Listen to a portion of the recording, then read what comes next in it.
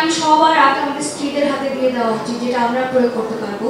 কারণ বরেরা অর্থ দিতে গেলে তো খুব কষ্ট হয়। আমার মনে হয় এই ভয়ে অন্তত তারা ঘরের ভেতর ধূমপান করবে না, সেটা আমরা আটকাতে পারবো। আমি এই লাভ ফাউন্ডেশনের সাথে গত বছর যুক্ত হয়েছি, তাই না?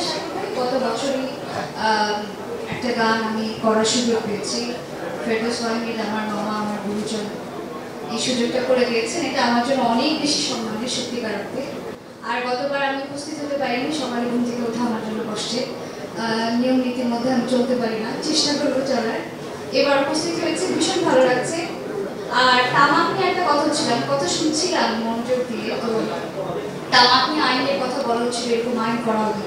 আমার মনে হয় এরকম আইন সবার আগে আমাদের স্ত্রীদের হাতে দিয়ে দেওয়া উচিত, যেটা আমরা প্রয়োগ করতে পারবো।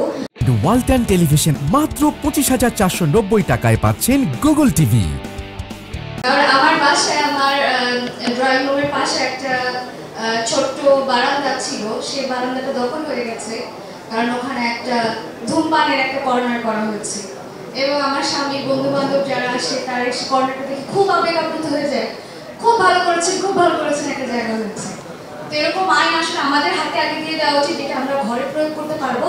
এবং সেই আইনের মধ্যে অর্থদণ্ড থাকলে খুব ভালো হয়, কারণ বরেরা অর্থ দিতে গেলে তো খুব কষ্ট হয়।